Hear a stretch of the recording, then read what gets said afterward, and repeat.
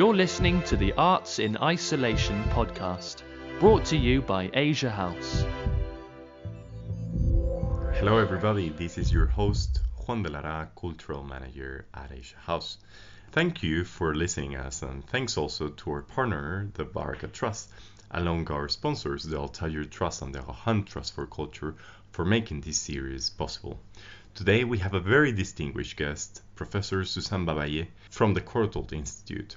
Sussan has many years of experience teaching around the globe in places like the Smith College, the University of Michigan in America, the Institut für Kunstgeschichte at the Ludwig Maximilian University in Munich.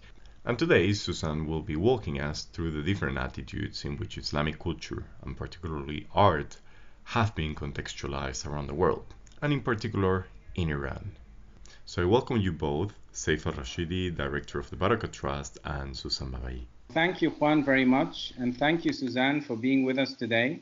We're very happy to have you on our podcast series to talk about your specialization as a historian of Islamic art and an educator in the field of history of art. One of your main areas of specialization is the arts of Iran, and we were wondering if you could tell us about Iranians and their attitudes towards the art and history of their culture. Thank you, first of all, for this invitation. I'm delighted to be talking with you on these subjects, and thank you, Juan, as well. As you said, I'm a historian of Islamic arts to begin with. That's how I was trained, with a background in European arts, but then focused on the arts of Iran and in the early modern period. So my area of research is mostly on the 15th through early 18th century or thereabouts, and then I look at the contemporary arts of Iran.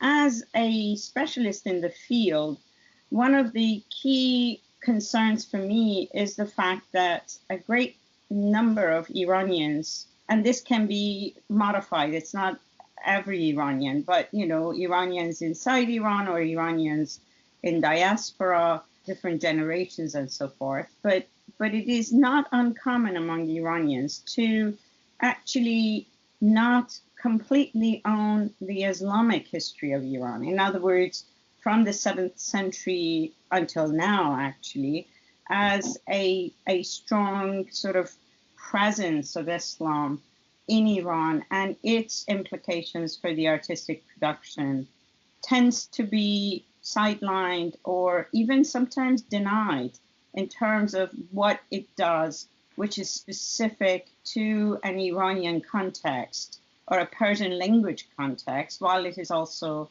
Islamic, essentially. Why do you think it is that there is this disconnect between some Iranians and the cultural history of Iran and Islamic art? I can only make this my personal historian observations, but I think I have seen enough to be concerned about the fact that Iranians of today, many of them, think of the revolution in Iran, which became or led to the formation of the Islamic Republic and an Islamic regime, essentially, in Iran, hold Islam responsible for their perspective on the downfall of our current condition and our standing and our particularly exilic or diasporic existence. And to that is added a general pre-revolution tendency in Iran to glorify the antiquities of Iran. While histories of the arts of the Islamic period were supported, but what was really glorified and very much made a cultural identity marker were those antiquities of Iran, the Achaemenids, the Sasanians, the pre-Islamic periods.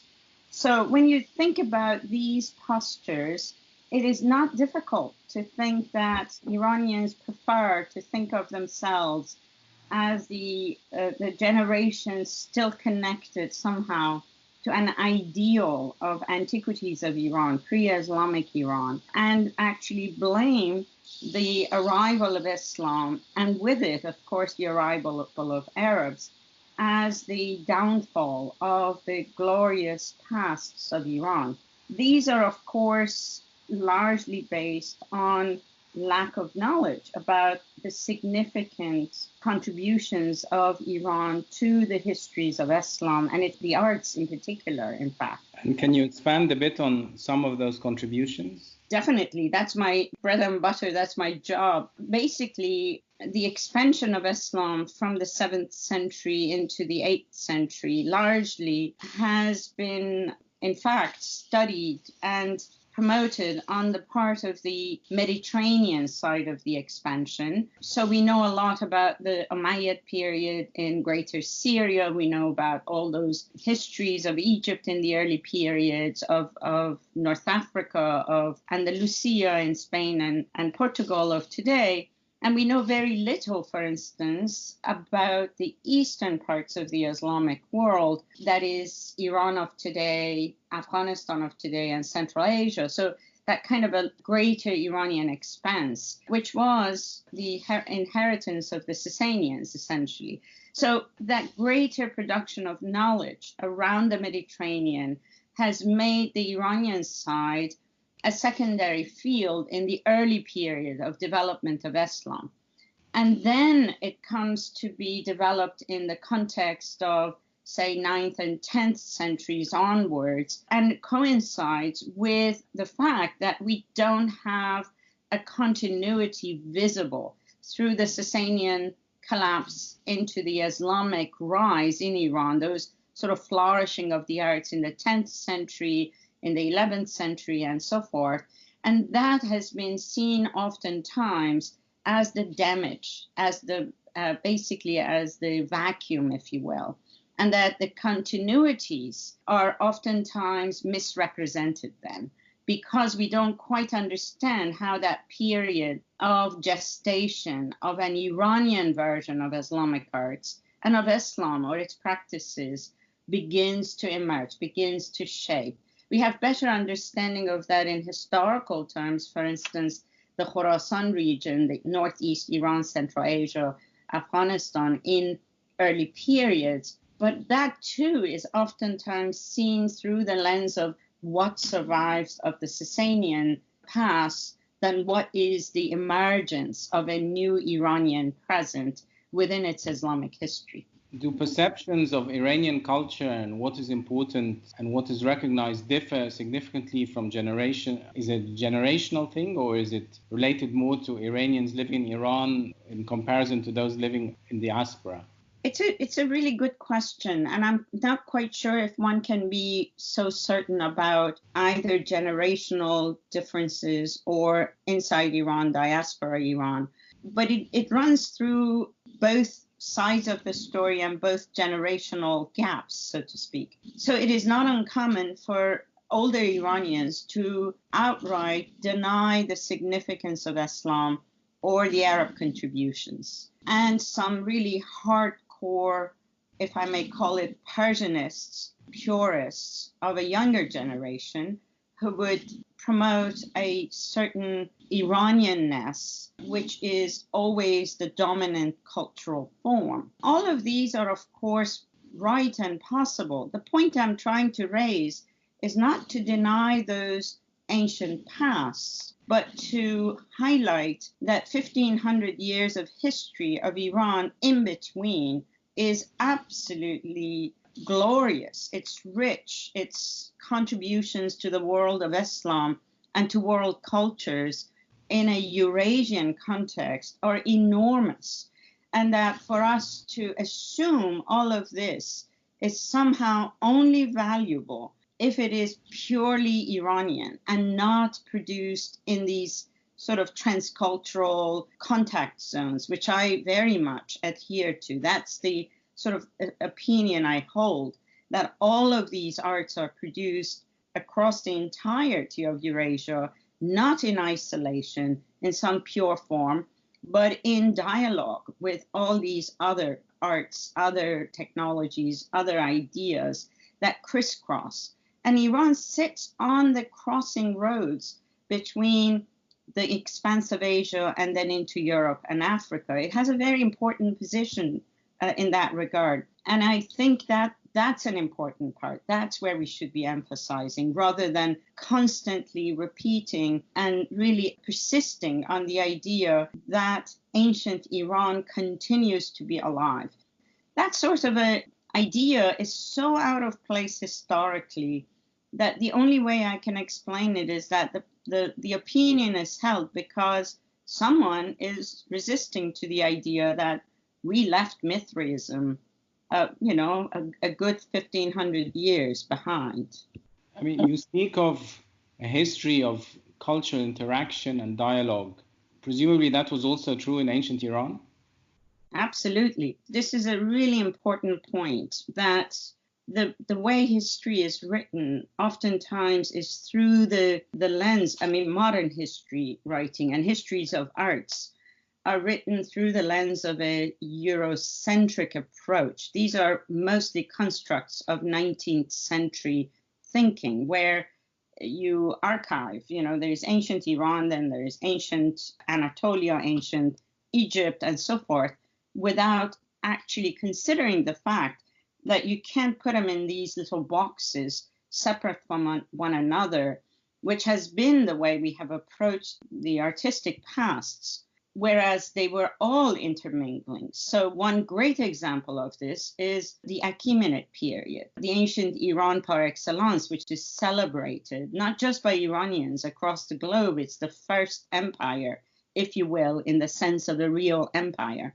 What is interesting about the Achaemenid period is that there is a center, let's say in Fars, in Persepolis, but the Achaemenids were extended, the empire was extended from the Nile to the Indus River. So there are many cultures of the ancient world that come under the sort of the umbrella, if you will, of the Achaemenids. What happens is that the Achaemenid center actually attracts and absorbs and transforms that which comes from the provinces, from the other distant locations of the empire into the center, and creates a culture, a visual culture, an expressive culture that is learning from and in fact represents all that falls under its umbrella.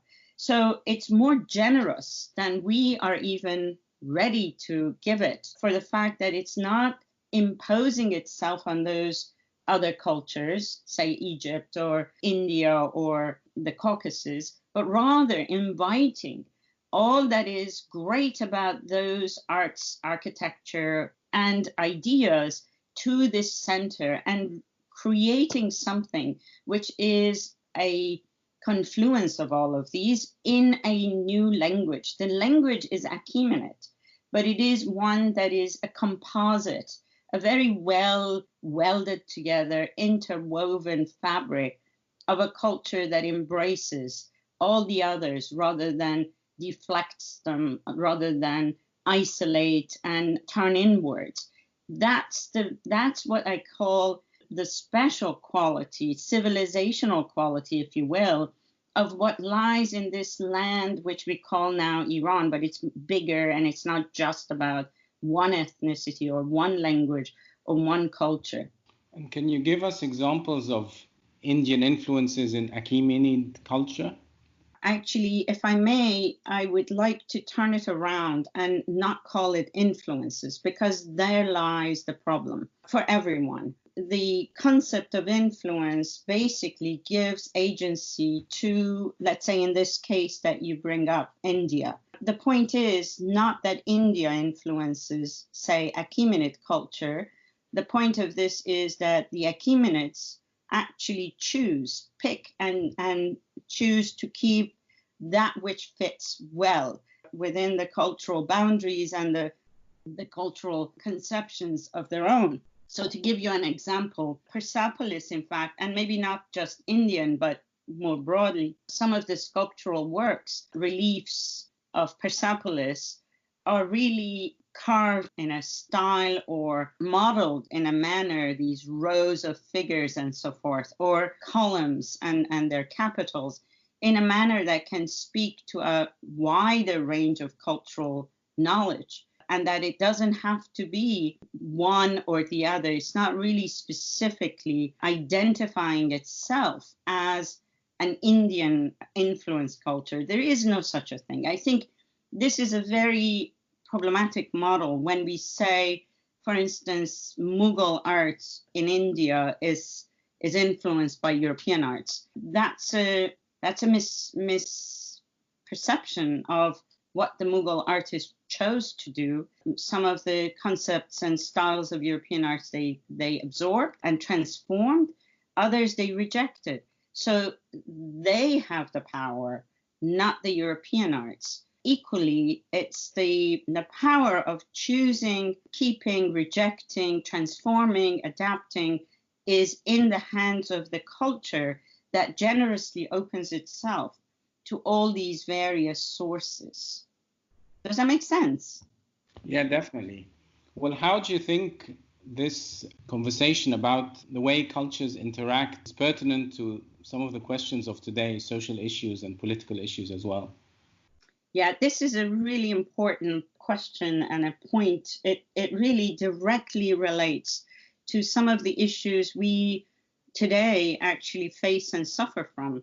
I think xenophobia, racism, ethnocentrism, nationalism, all of them diseases of not unique perhaps to our time, but particularly intense and damaging in our times because of the fact that the world is so interconnected. All of these are relevant to us in the sense that as long as we think that one cultural world is somehow superior to another, by definition, we are basically saying that the other one is inferior. And because we construct our narratives through the lens of dominant cultures, we fail to recognize the significant contributions of what hasn't been the dominant culture. So it's really crucial to take note of those. There is no single cultural scene that is pure, that it is the product of one group. And I think that's where we are suffering the most from, the fact that we still have to deal with those people who are claiming that the grandeur of the white culture of a Christian past has to be preserved as against what is viewed as the incursions by all these other cultural representations of different races, different ethnicities, languages, and religions, among other things, that's where the danger lies. And that as long as we do not take into account the fact that historically human beings and our cultures have been intertwined, they have always learned from one another, that everything that we inherit is actually a blending of a whole lot of things that we may or may not like to acknowledge, but that we own it all. This is our common heritage, if you will. And that applies to Iranians as much as to Arabs, as much as to South Asians, as much as to the British today who struggle with these issues, or to Americans who are having the greatest culture wars that we could imagine right now. It's really significant to recognize these kinds of historical connectedness, to think in terms of the absence of a pure culture, a pure gene, if you will. And how do you think through education and through education in the arts, one can shift these misunderstandings of history and of culture? Yeah, well, I think a great deal of this looking forward is through education, actually. And as someone who always teaches about Islam, first and foremost, in conditions where the majority was either poorly educated about Islam or outright completely unaware of it. So it wasn't uncommon, for instance, when I first started teaching in New York at NYU, to have a classroom full of a lot of different kinds of people, a kind of a, representative of nations kind of a classroom. And when I put up a map of the Middle East and asked them to tell me where is Baghdad, while Baghdad was being bombed during the first Gulf War, that majority didn't know where it is.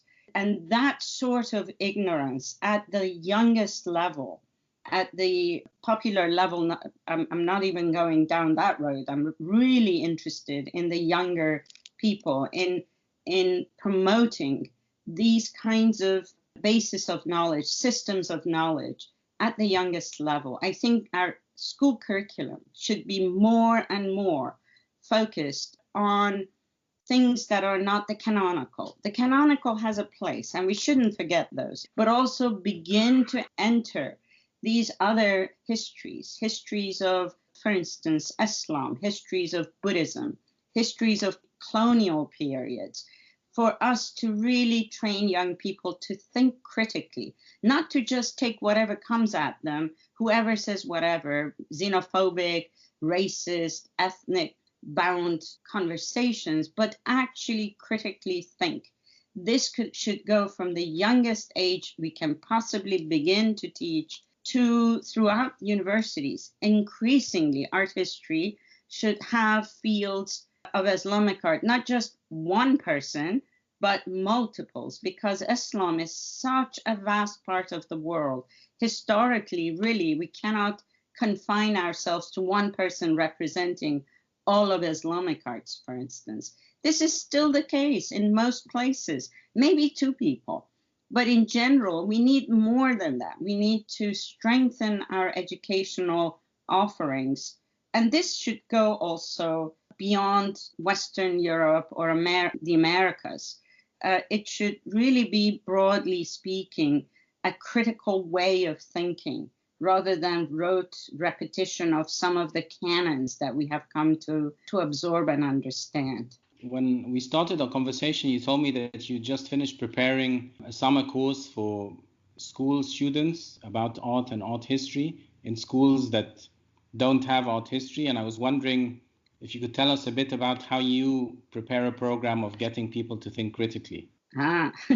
You have to understand that because these are all online now, and it's just one portion. I'm doing my portion, my colleagues do other ones.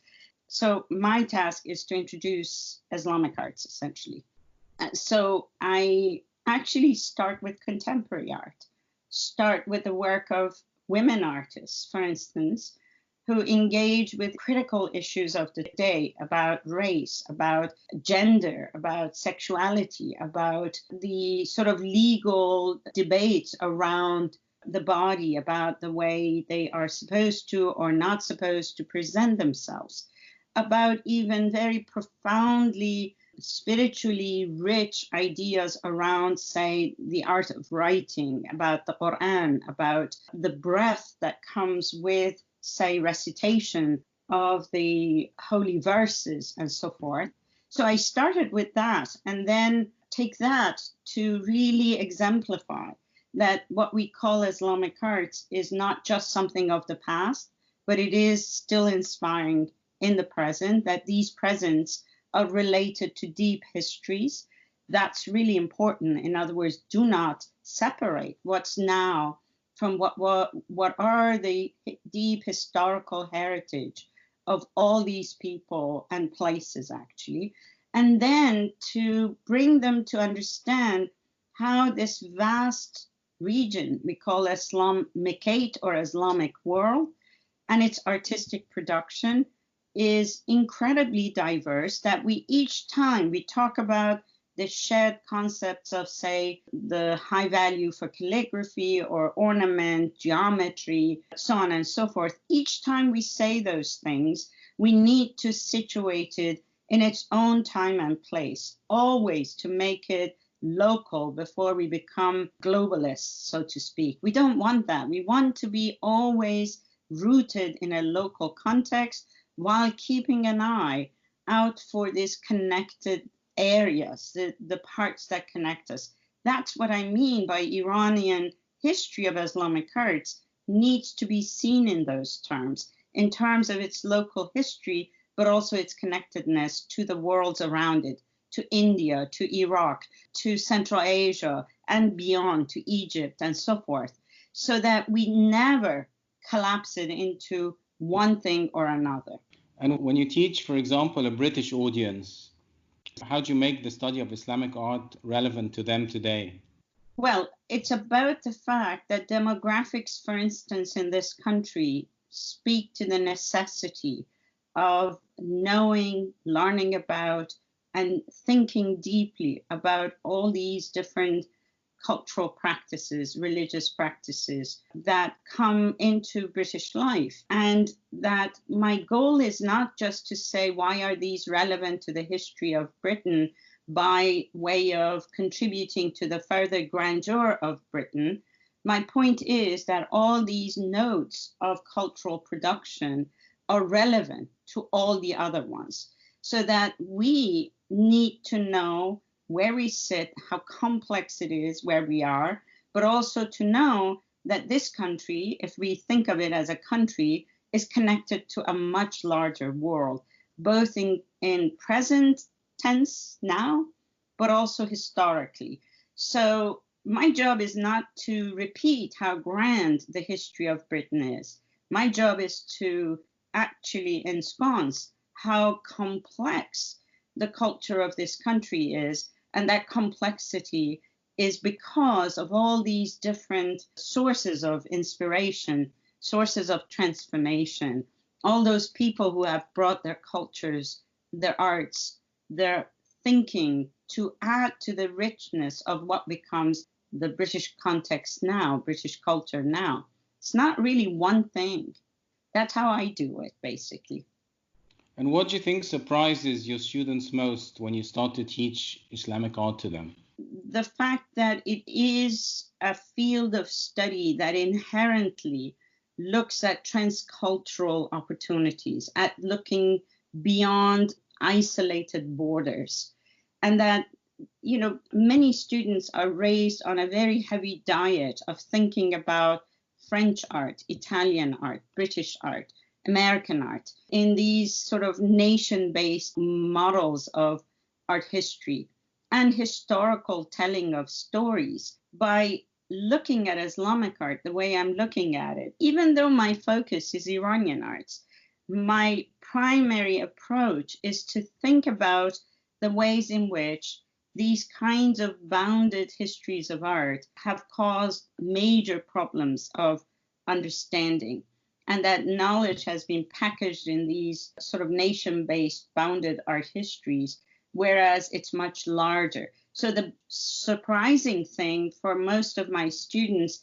is the possibility of thinking through a different lens, thinking even about, let's say, Renaissance art of Italy, which is so well bounded usually, in light of what it learns perhaps from the Islamic world or from Africa.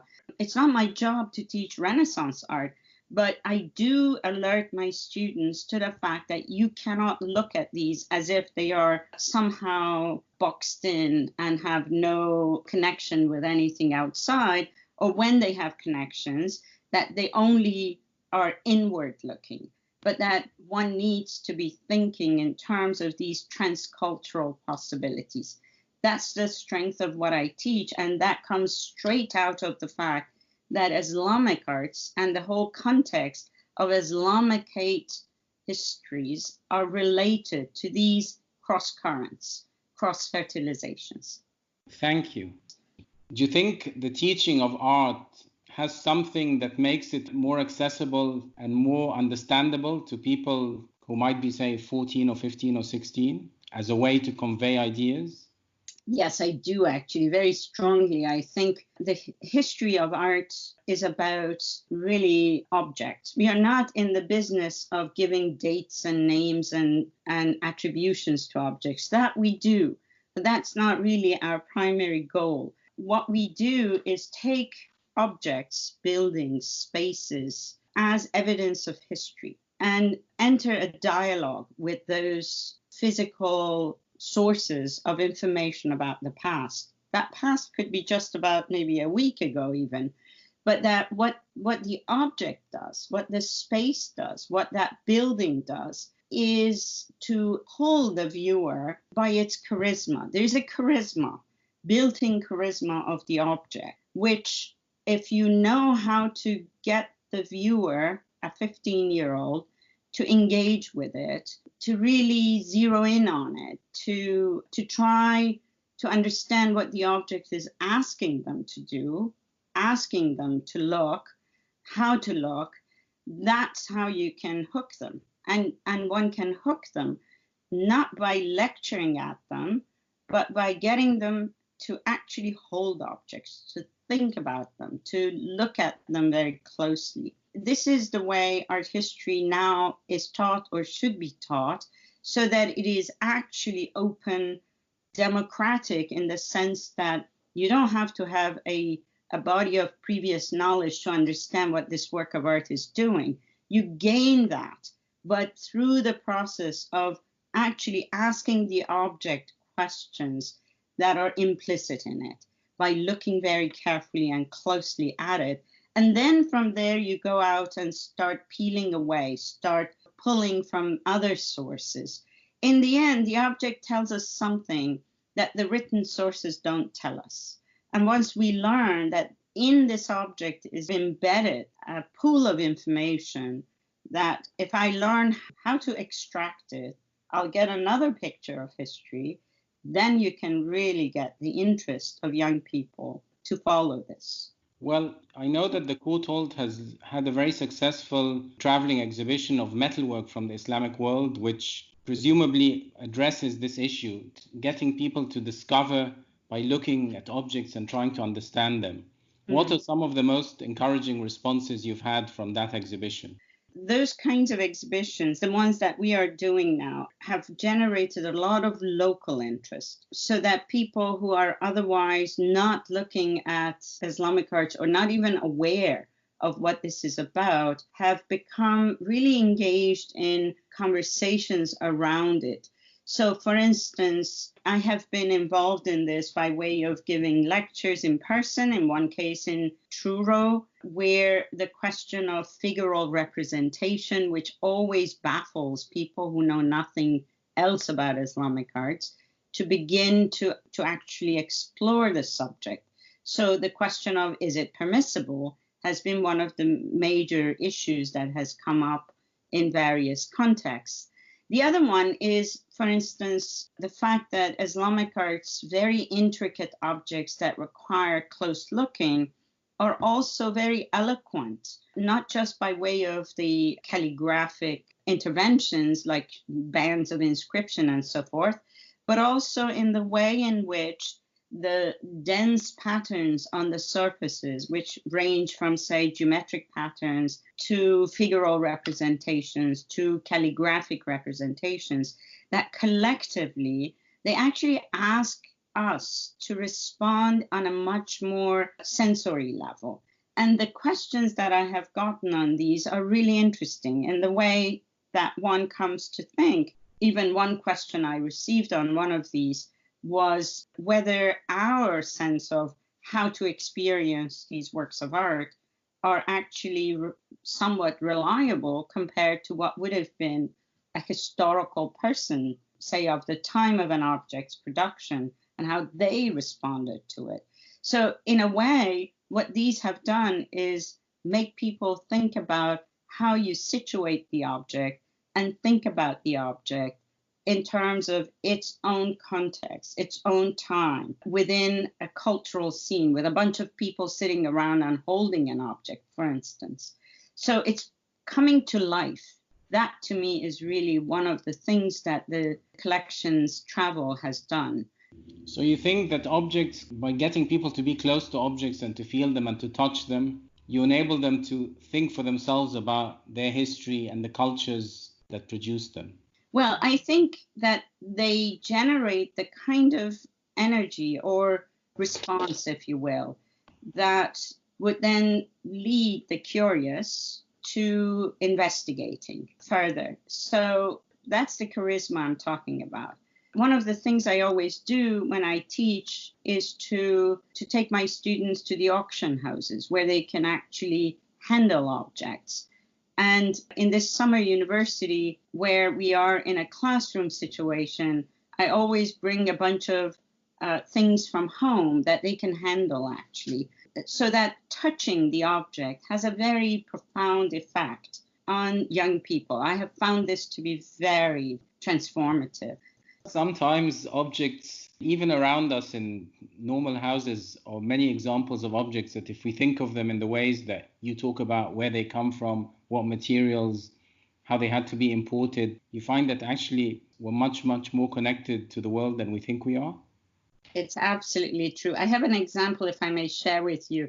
When I taught at Smith College, a really fantastic women's college in Northeast US, one of the things that we did with the first year students when they arrived, we brought in the bag of plastic forks. And you give every one of the students one of these plastic forks and ask them to write a visual analysis of the plastic fork.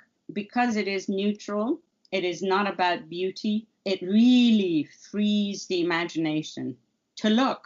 And what these little features of a lowly plastic fork will tell you is a hugely instructive thing, let alone if you have a beautiful object from Seif, Iran in your house. We can actually teach and energize that capacity to look closely by even such a banal object as a plastic fork. What does a plastic fork tell you? What it does, it tells you about how these shapes come down to very basic geometries of form, how the weight matters, how the roundness or flatness matter, how the dots matter, how maybe the imperfections will change the way you look at it. It's that basically tells you that this object is capable of generating a body of knowledge that is based on the very basics of its forms, essentially, of the material that it was used with, and of the details of how it was made. These are the lessons then that the student takes to looking at, say, a very important piece of carved ivory from Umayyad Spain. And there, before you get lost in the fact that there are calligraphy on it and you should read that, and there are figural images that you should know what they mean, first thing one does is actually look at and think about the very basics that make this object what it is. And my task is to teach my students to learn how to read that language, that visual language. It's different from the one that we all are trained to read, which is written with words. And that form of literacy is one of the important things that history of art does. We teach how to read images, and our world is filled with images, now in particular, in modern times. And how to read images is democratizing our encounter with our world as well. So it's that language of the visual that is the foundation. And then we build upon it bit by bit. Well, thank you. I think it's a very encouraging thought to think of art and objects and reading them as a democratizing process to understand and hopefully to change the world. I agree with you, and I can only be hopeful. Thank you so much, Sussan. It was wonderful to listen to you and for all of your insightful reflections. I thank you very much, and for your invitation. You were listening to the Arts in Isolation podcast, brought to you by Asia House. For more information, please visit our website, asiahousearts.org.